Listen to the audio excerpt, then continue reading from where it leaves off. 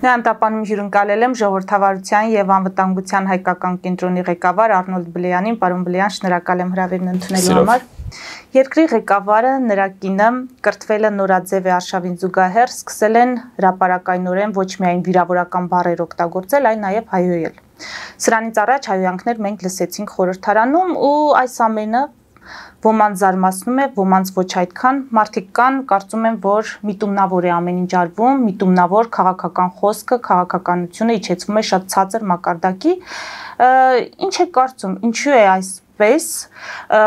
արդյոք կա արդարացում երկրի ղեկավարի այս գործելավոճին, շեշտում եմ եւ առանձնացնում եմ ղեկավարին, որովհետեւ բոլորս ենք հասկանում, որ նա ի տարբերություն շատ շատերի իր վարքի, իր խոսքի առումով ավելի մեծ պատասխանատվություն է կրում հանրության առջև։ Այո, իրականում դժվար է մեկնաբանել այդ գրառումը, որովհետև նույնիսկ խոսքեր չես գտնում, անթույլատրելի է նման գրառումներ անելը, միգուցե դուք ճիշտ եք, քանի որ մենք հասկանում ենք ցավոք Հայաստանում ունենք դոգի էլեկտորատ եւ հնարավոր է այդ քայլով փորձում են նաեւ այնտեղ քվեներ կորզել, համենայնդեպս դա անթույլատրելի է, որովհետև բացի դրանից, որ իր գրառումները կարդում են Հայաստանի քաղաքացիները, Հայաստանի քաղաքացիների մեջ կան շատերը, ովքեր վիրավորվում են այդ գրառումներից, այդ թվում ես, որովհետև կարծում եմ դա հարիր չէ վարչապետի, դրանք կարդում են նաև արտասահմանում, Եվրոպայում, թերևս միակ Դոնալդ Թրամփը եւ Դմիտրի Մեդվեդևը կարող են ուրախանալ այդ գրառմամբ, որտեղ իրենց ոճի մեջ է, բայց այնուամենայնիվ չեմ կարծում, որ մենք պետք է նման կերպ աղավաղենք եւ աղճատենք քաղաքական խոսքը, պետական այրի խոսքը, այլ հակառակը իշխանությունը գիտեք, իրենք նաեւ մշակույթ թելադրող են։ Եվ հենց իշխանությունը կարող է նաև փոխել եւ այն մշակութային հեղափոխությունը, որը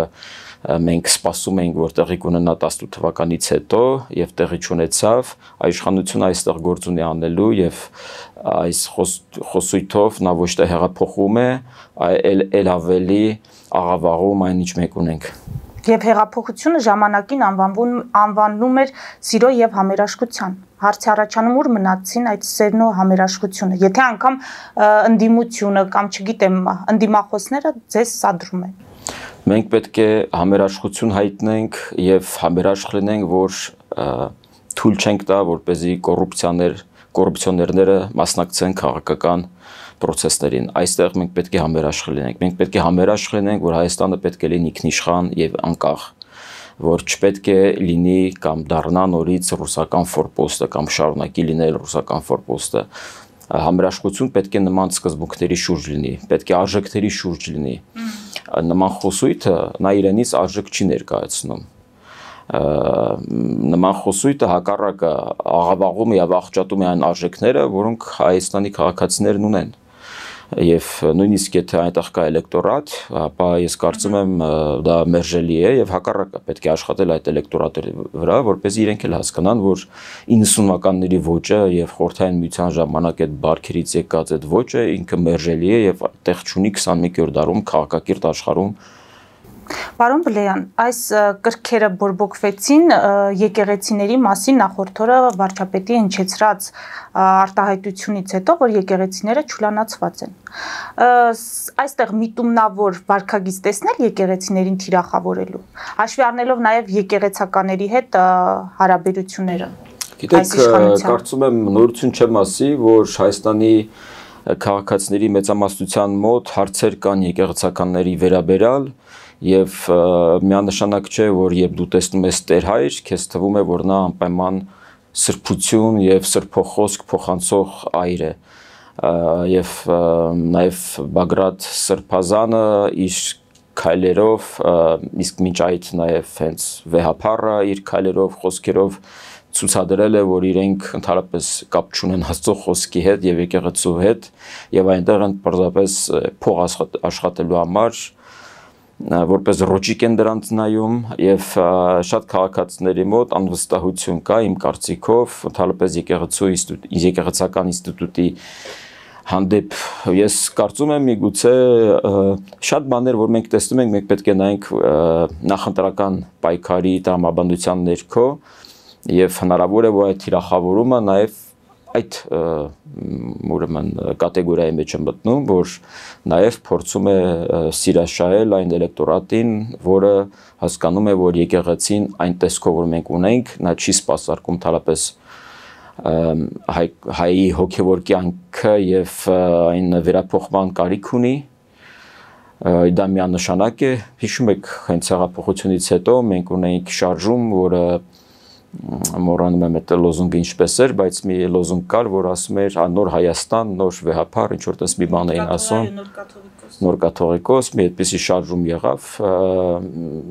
կաթողիկոսը մնաց, նա կարծում եմ կմնա այնքան միջև հնարավոր է,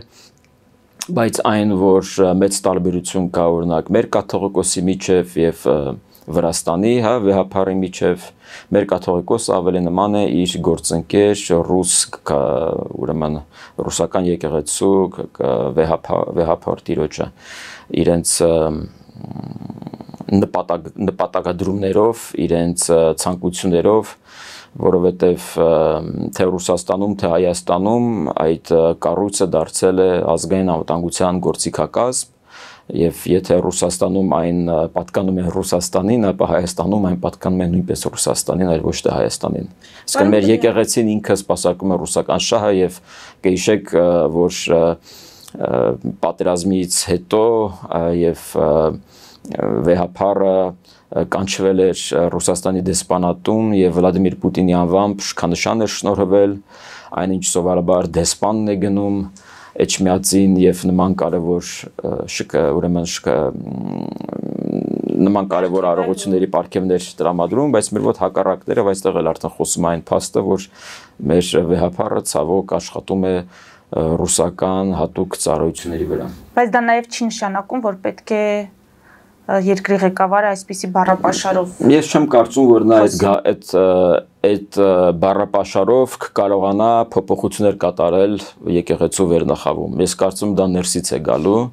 Այդ բառապաշարով փոփոխություններ չի լինի նաև երևի թե 2026 թվականի ընտրություններից հետո, պարոն Բլեյան, այսինքն մենք խորհրդարանում ինչ պատկեր ենք ունենալու, եթե նախընտրական տրամաբանության մեջ են գտնվում եւ տանելու են այս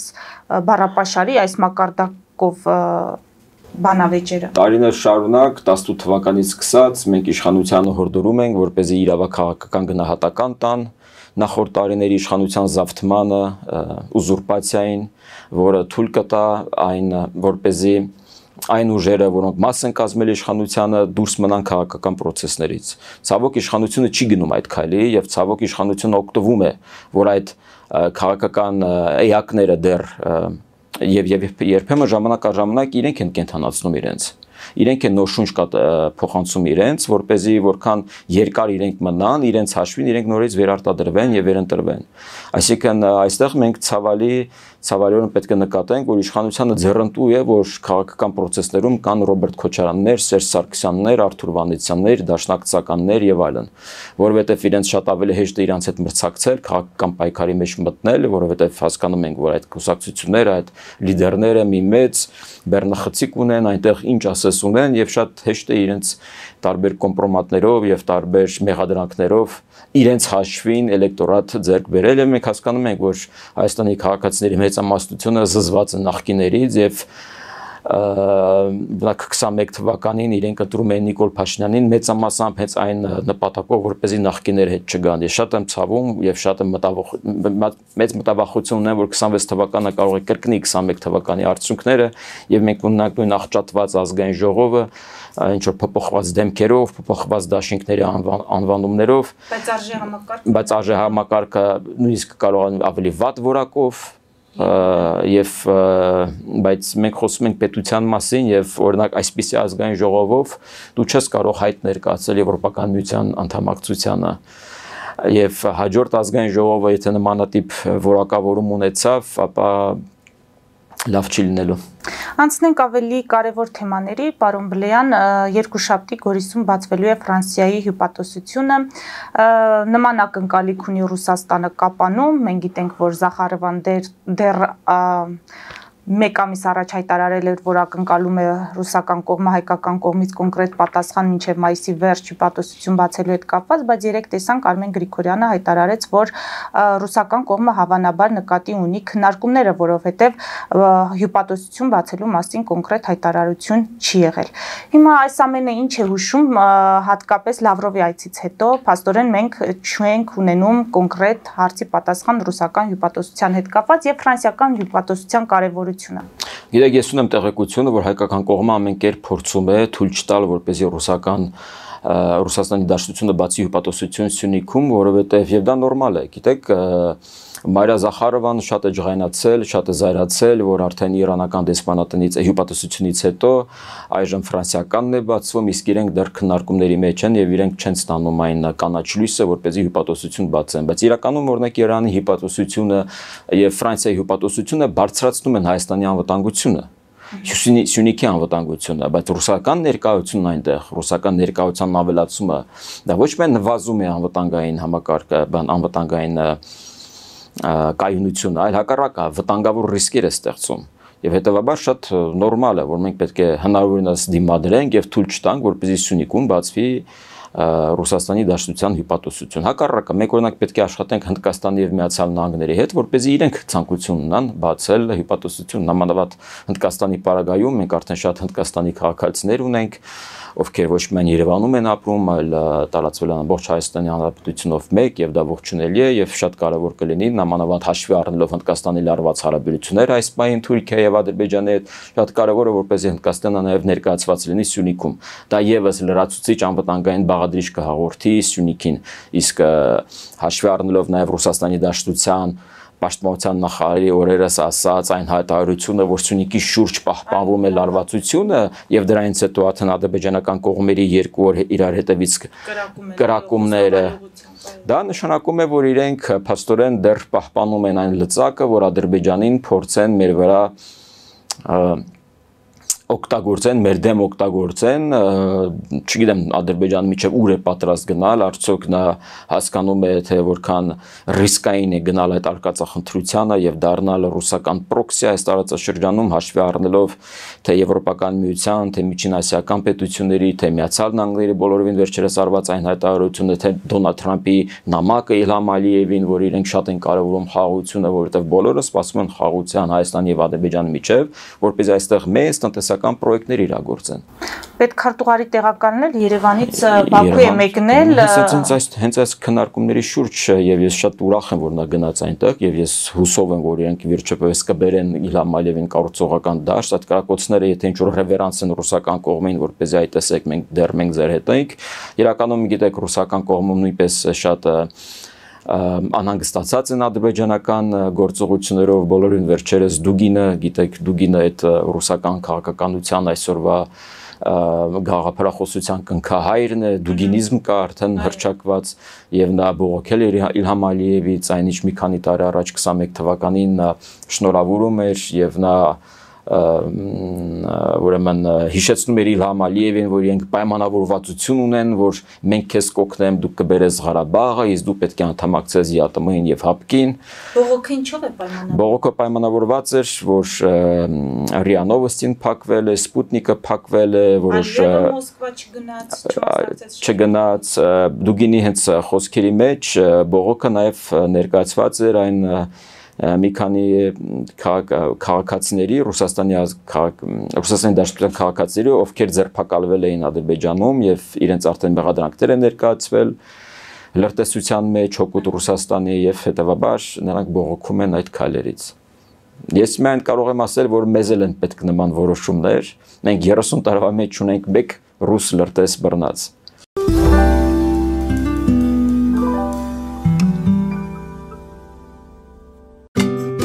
Ինչ է պետք տունը, առանձնատունը կամ ամառանոցը հաճելի, հարմարավետ դարձնելու համար։ Ճիշտ ընտրած կահույք, օրիգինալ դեկորներ, հյուրերին ընդունելուց գեղեցիկ սպասք, գուցե նոր սփռոց։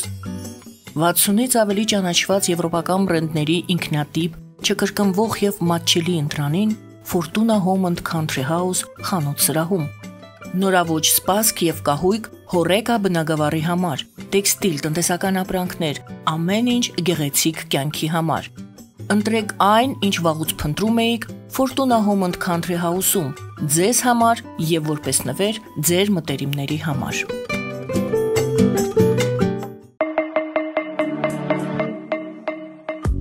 Յուրաքանչյուր զարդ գլուխ գործոց է, պատրաստված ամենայն ճշգրտությամբ եւ կրքով, որոնք կընդգծեն ձեր անհատականությունն ու գեղեցկությունը։ Մեր զարդերը պարզապես աքսեսուարներ չեն, այլ սիրո խոստովանություններ, որոնք կդառնան ձեր հիշողությունների խորհրդանիշը։ Դրանք ձեզ կդարձնեն ոճային եւ գրավիչ։ Ձեր պատմությունը սպասում է։ Երևան շիփինգ, սենսացիա ստեղ, հա։ Այո, ճիշտ եք եկել։ Սանդրոցներ Երևան ուղարկելը $2.99 օթանավով։ Այո։ Իսկ եթե դոլար ուղարկես, դոլար ստանան։ 1%, հա։ Այո։ Իսկ որ տանեն տուն հասցնեն, էլի 1%, հա։ 2%։ Երասա ծրի է, էլի։ Ժողովուրդ սենսացիա, ծրի է։ Նորթ Հոլիվուդ կլենդել։ Jackpot հագուստի վաճառակենտրոնը վերաբացվել է Թահանգա քաղաքում։ Նոր տեսականի, նոր արժեքներով ու նոր զեղչերով։ Եվրոպական հագուստ եւ կոշկեղեն կանանց, տղամարդկանց եւ երեխաների համար։ Օծանելիք, ճամպրուկներ, պայուսակներ, գիշերանոցներ, գոտիներ եւ դրամապանակներ։ Մեծ ապրանքատեսականի, մեծ զեղչերով։ Համեցեք Jackpot Թահանգայում։ Հասցեն 7057 Foothill Boulevard։ Հեռախոս 818 813 2252։ Jackpot։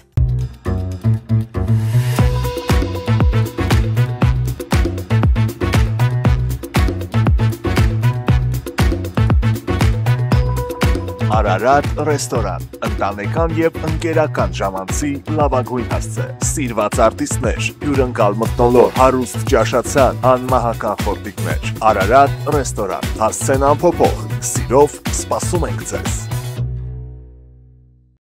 Լավագույն պաղպաղակ, բնական, համեղ եւ մատչելի գներով պաղպաղակը կարող եք ձեռք բերել բոլոր հայկական խանութներում, պահանջեք հայկական պաղպաղակ, Թամարա պաղպաղակ։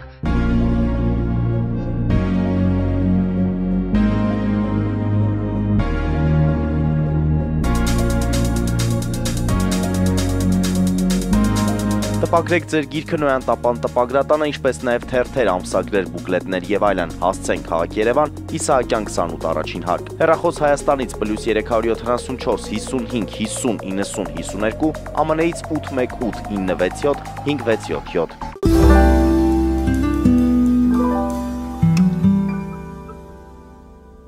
Դուք ասում եք, մեզ պետք են այդպիսի որոշումներ, բայց արտգործնախարարների համատեղ ասուլիսի ընթացքում Արարատ Միրզոյանը հայտարարեց, որ շփումներն ակտիվանալու են ռուսական կողմի հետ, սպասվում է Մատվիենկոյի այց։ Ինչ է կարծում, ինչ է փոխվել։ Սա Հայաստանի իշխանության ներքաղաքական պայքարի տրամաբանությունից բխած փոփոխություն է, թե այնուամենայնիվ աշխարհաքաղաքական իրողություններն են գուցե փոխվել, որ Հայաստանը որոշել է Ռուսաստանի հետ ակտիվացնի շփումները, եւ սրա ֆոնին Ֆրանսիայի արտգործնախարարի հետ համատեղել հայտարարեցին, որ նախարարները պատրաստելու են կամ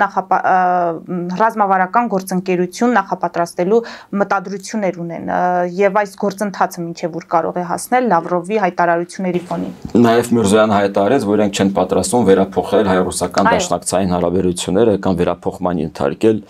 Դժվար է ասել, գիտեք, մի բան են խոսքերը, մի բան են գործողությունները։ Օրինակ տեսեք, հայ-ռուսական հարաբերությունների նկատի ունեմ Միրզոյան եւ Լավրով հանդիպման ժամանակ մենք ստորագրեցինք ինչ որ կոմունիկե, թե ինչ պետք է անենք, բայց բովանդակային առումով դրանք զրո են, որևէ արժեք չներկայացնող բաներ են։ Հակառակը մենք գիտեք, որ ցույցեր կազմակերպեցինք ընդդեմ Լավրովի եւ այդ մեսեջը տեղ հասավ, Մարիա Զախարովան բողոքեց, ընդ որում ասեմ, մի դեպ ասեմ, որ նոյեմբերի 6-ին, ներողություն հունիսի 6-ին Մատվիենկոյի այցին ընդառաջ ժամը 11-ին մենք նույնպես հավաքվելու ենք եւ մեր բողոքի ցույցն են կազմակերպելու իր այցի նկատմամբ, որովհետև ռուսական կողմը պետք է հասկանա, որ հայ ժողովուրդը երբեք չի մոռանա եւ չի մոռացել եւ չի մոռանալու այն բոլոր դավաճանությունները, որոնք իրենք արել են, սկսած առնվազն 2020 թվականի 44-րդ պատերազմից, եւ իրենք չպետք է իրենց լավը զգան, իրենք չպետք է մտածեն, որ եթե այս պայդրությամբ Արարատ Միրզոյանը կամ իշխանությունը փորձում է ինչ-որ բալանսավորման եւ բալանսավորված քաղաքականություն վարել մի երկրի հետ, ում հետ չես կարող ոչ բալանսավորել, ոչ էլ ինչ-որ մի բան բալանսավորված պահել, փորձը ցույց է տալիս բոլոր այն պետությունները, որոնք փորձում են Բայց դա պետք է հասկանան, որ հասարակությունը, քաղաքահասարակությունը, ընդհանրապես այլ կազմակերպությունները քաղաքական իրենք հաշ չեն եւ իրենք թույլ չեն տա, որ որևէ ռուս պաշտոնյան, բարձրաստիճան պաշտոնյա գա եւ իրեն լավ զգա Հայաստանում, եւ ինչպես ժամանակին իրենք էին ասում, Հայաստանը ռուսական ֆորպոստ է։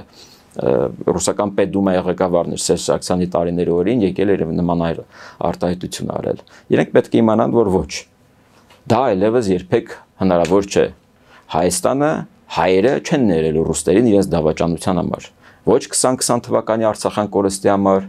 որի պատճառով մեզ մտցնում են Եվրասիական տնտեսական միություն, Մաքսային միություն այդ ժամանակ եւ մեզ ստիպում են, որ մենք մտնենք այդտեղ։ Եվ դրան իրենք մեզ խոստանում են ել ավելի կայուն անվտանգային հովանոց Արցախի եւ Հայաստանի շուրջ։ Թե դրանից հետո արդեն 21 թվականի ներխուժումը ադրբեջանական զինուժի Հայաստանի տարածք 22 թվականին։ Բայց այնուամենայնիվ իմ հարցին պատասխանեք, իշխանության դիրքորոշման փոփոխություն ինչով պայմանավորել եւ Լավրովի առաքելությունը որն էր այցի առաքելությունը։ Լավրովի առաքելությունը գալ այստեղ եւ թույլ չտալ, որպեսզի Եվրաքվեն դառնա ճանապարհային քարտեզ ստանա։ Իրենք դրա դեմ են բողոքում։ Իրենք այսօր քննարկումների մեջ են Միացյալ Նահանգների հետ, ոչ միայն Ուկրաինայի հարցով, այլ որպեսզի նաեւ Մոլդովան եւ Վրաստանը նույնպես երբեք չանդամակցեն ՆԱՏՕ-ին։ Այսինքն իրենք ամեն ինչ անում են, որպեսզի այս տարածաշրջանը ոչ միայն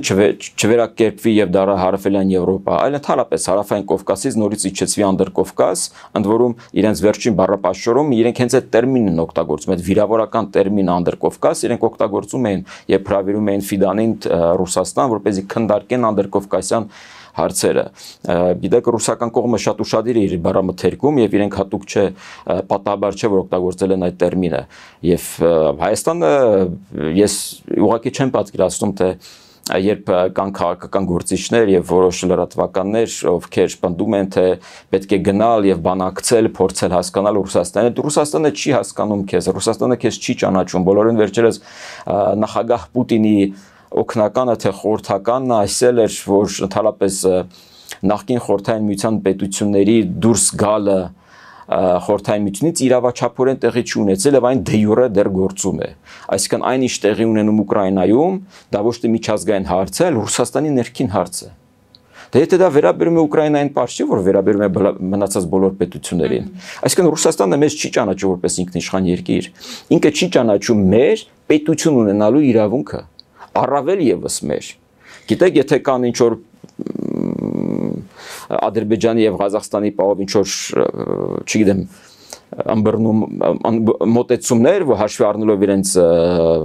օժանդակությունը Թուրքիայի, Չինաստանի կողմից, ապա բնացած բոլոր երկրները վտանգված են։ Այդ պայմաններում հայ-ֆրանսիական ռազմավարական գործընկերության հնարավորությունը ինչպես է գնահատում։ Ես կարծում եմ մենք շուտվանից պետք է դարձնենք այն ռազմավարական եւ հակառակը այժմ խոսենք արդեն դաշնակցային հարաբերությունների ձևավորման մասին։ Հիմա ունենք, մենք պետք է շուտապույտ դարձնենք այն, փաստաթղթավորենք եւ շատ կարեւոր է լինելու թե ինչ է լինելու այդ փաստաթղթում։ Տեսեք, օրինակ մենք Միացյալ Նահանգների հետ ստորագրեցինք խարտիան, ճիշտ է, եւ շատ կարեւոր կետեր այնտեղ դրույթներ մտան, որոնց շուրջ մենք համագործակցում ենք արդեն այս վարչակազմի հետ եւ այս վարչակազմն այսել ստանձնել է պատասխանատվություն այդ փաստաթղթի հանդեպ։ Եվ հետեւաբար շատ կարեւոր է թե օրինակ Ֆրանսիայի հետ մենք ինչ կետերի շուրջ ենք համաձայնության գալու եւ որ կետերն են տեղ գտնելու այդ ռազմավարական համագործակցության փաստաթղթում։ Իսկ որ կետերն են կարեւոր։ Մենք Ֆրանսիայի հետ պետք է համատեղ ռազմական, ռազմաարդյունաբերական ուրեմն գործարաններ արդյունաբերություն հիմնենք, որովհետև Ֆրանսիան զենք արտադրող երկիր է եւ գոնե այն զինատեսակների շուրջ, որոնք պետք են ինքնաբավ լինելու համար, մենք պետք է ունենանք մեր արտադրությունը այստեղ, որպեսզի կախված չլինենք լոգիստիկայից, այլ կախված լինենք միայն ժամանակից եւ կարողանանք հենց տեղում արտադրենք այն ամենը, ինչ մեզ պետք են, ենթադրենք, եթե ինչ որ ռազմական գործողություններ տեղի ունենան։ Մենք պետք է համագործակցենք տնտեսական հարցերի շուրջ։ Մենք պետք է ավելի շատ տնտեսական ներկայություն ունենանք, ֆրանսիական ներկայություն ունենանք Հայաստանում եւ նաեւ աշխատենք այն երկրների հետ, որոնք բարձրացնում են մեր ինքնիշխանությունը։ Հիմա օրինակ, ո՞րն է մեր վտանգը։ Հայաստանի Հանրապետության պետականության վտանգը գալիս է Ռուսաստանի Դաշնությունից։ Ոչ այնքան Թուրքիայից եւ Ադրբեջանից, որքան Ռուսաստանի Դաշնությունից։ Որովհետև Թուրքիան եւ Ադրբեջանը չեն ասում ես քո ընկերն եմ, ես քո եղբայրն եմ, ես քո դաշնակիցն եմ, ես քո բարեկամն եմ։ Ադրբեջանը ինքը ասում է ես քեզ չեմ ճանաչում։ Իսկ Ռուսաստանն ասում է ես քո ընկերն եմ, ես քո եղբայրն եմ, ունի ահռելի ներկայություն Հայաստանում, թե անվտանգային առումով իրենց հայ-երկրորդ ռազմաբազան, սահմանապահներ ճակերտավոր հայ-իրանական եւ հայ-թուրքական սահմանին, Էրեբունիում օդային ռազմաբազան, իրենք բոլորը անվտանգություն ապահովող չեն, իրենք հակառակը։ Իրենք խնդիրներ են առաջացնում եւ հետեւաբար մենք պետք է մտածենք ինչպես անենք, որպեսզի նվազեցնենք ռուսական կախվածությունը։ Բոլոր երկրները, ով ուրեմն սահմանակցում է Ռուսաստանի հետ եւ կարողացել է փոխվել Ռուսաստանից, Ֆինլանդիա, Բալթիկ երկրներ եւ այլն, իրենք բոլորը բարգավաճում են։ Իսկ այն երկրները, որոնք չեն կարողացել, Բելարուս, Ուկրաինա, Մոլդովա եւ այլն, փորձում են մի ձև առաջ գնալ եւ փորձում են աշխատում են այդ ուղղությամբ։ Լավ, այդ փորձը հենց այնպես չի լինում։ Իրենք տեսնում են, որ եթե դու կարողացար հաջողեցիր, ապա դու կբարգավաճես։ Եվ հակառակը, եթե քո մոտ չի ստացվում, դու բելարուսացվում ես։ Դու դառնում ես կարտոֆիլի վրա հիմնված պետություն։ Եվ շատ վերելակներ արտահանես Հայաստանին։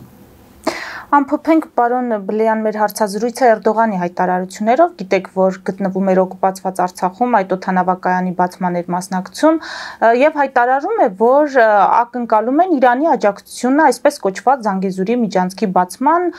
շուրջ բացում, որը ըստ Էրդողանի կբերի տարածաշրջանին կայունություն եւ խաղաղություն։ Տպավորություն է, որ Էրդողանը չի լսում Իրանից ամեն օր հնչող հայտարարությունները, որ միջանցքը անթույլատրելի է, որ տարածքների ինքնիշխանությունը շատ կարևոր է հարևան երկրների տարածքների։ Ինչու է Էրդողանի մոտ այդպիսի տպավորություն, այս ակնկալիքի ինչ հիմք կա։ Պետք է նաև հաշվի առնել, որտեղ արվում այդ հայտարարությունը սովորաբար, բայց պետք է նաև շատ կարևոր դիտարկում այստեղ ունեմ անելու, որ նա օգտագործում է ոչ թե միջանցք տերմինը, այլ պասաժ տերմինը, անցում։ Անգլերենում պասաժ տերմինն է օգտագործում, ես չգիտեմ ինչ են թարգմանել այստեղ միջանցք, բայց իրականում Էրդողանը խոսում է Զանգեզուրյան պասաժ, անցում, տարանցում։ Ընդ որում Նիկոլ Փաշինյանը նույնպես օգտագործել է այդ տերմինը, մի քանի տարի առաջ, երբ ներկայացնում էր խաղաղության խաչմերուկը, նա օգտագործում էր պասաժ տերմինը, երբ որ անգլերեն ներկայացնում էր։ Այսինքն այստեղ շատ կարևոր եմ համարում, որ ես էլ ճիշտ ասած օրինակ սկզբից երբ ծանոթացա, անմետեղ կարդացի Զանգեզուրյան միջանցք եւ զարմացա, որովհետեւ միջ այդ իրենք չէին օգտագործում այն տերմինը այնպես այն տրամաբանության ներքո, որն ունի Ադրբեջանը եւ որն ունի Ռուսաստանը։ Եվ հակառակը իրենք միշտ ասում են, որ եթե դա չի ստացվում, ապա Իրանով մենք արդեն կապված ենք, խնդիր չկա եւ այս պայդրությամբ նա փաստորեն պասաժն է օգտագործում։ Գիտեք, եթե մենք հանենք Զանգեզուր բառը եւ հանենք միջանցք բառը եւ հասկանում ենք տարանցիկ ճանապարհ, դա նորմալ է, այդտեղ խնդիր չկա։ Ես կողմ եմ, որպեսզի այստեղ լինի ճանապարհ, որովհետեւ Հայաստանը դառնում է տարանցիկ երկիր, նա սկսում է փող աշխատել մաքսատուրքերից, իր կշիռն է բարձրանում եւ ցանկությունը Հայաստանի վրա ռազմական ագրեսիա իրագործելու նվազում է կամ հոդս է ցնդում։ Իսկ ինչու է նա հայցում Իրանի աջակցությունը այդ կապակցությամբ, որովհետև Իրանը իրականում ոչ միայն դեմ է, որպեսզի Զանգեզուրյան միջանցք լինի, նա ընդհանրապես դեմ է, որպեսզի երկրորդ տարանցիկ ճանապարհ լինի, որովհետև նա իր կշիռն է կորցնում, քանի որ այս պայդրությամբ միայն ի տարածքով է, որ Ադրբեջանը կարողանում է կապնվել Նախիջևանի հետ։ Իսկ այդ եւ նա ունի այդ մոնոպոլ դիրքը։ Նույն կերպ, եթե օրինակ հայ-թուրքական սահմանը վաղ բացվի, ապա Վրաստանն այնքան էլ ոգևորված չի լինի, որովհետև արդեն մեր շփումը Եվրոպայի հետ կլինի ոչ միայն Վրաստանով, այլ նաև Թուրքիայով, եւ մեր կախվածությունն է նվազում Վրաստանից։ Եվ հետեւաբար Ադրբեջանը Իրանը չի ուզում կորցնել այդ լծակը Ադրբեջանի վրա, հասկանալով, որ իր միակ հուսալի ճանապարհը, միակ ճանապարհը Նախիջևանի հետ անցնում է իր տարածքով։ Նշանակում է այդ ապաշրջափակման թնջուկը չի լուծվելու։ Ապաշրջափակման թնջուկը դեմինք պետք է նաև Իրանի հետ համագործակցեն, գիտեք, եթե ամբողջ կոմունիկացիաները բացվում են, ի վերջո Իրանը կհասկանա, որ այնտեղ էլ բան չունի անելու, բայց Իրանը նաև անհանգստացած է, որ թարապես սահմանը չկորի Հայաստանի հետ, որովհետև նա եւ դեմ է, որպեսզի լինի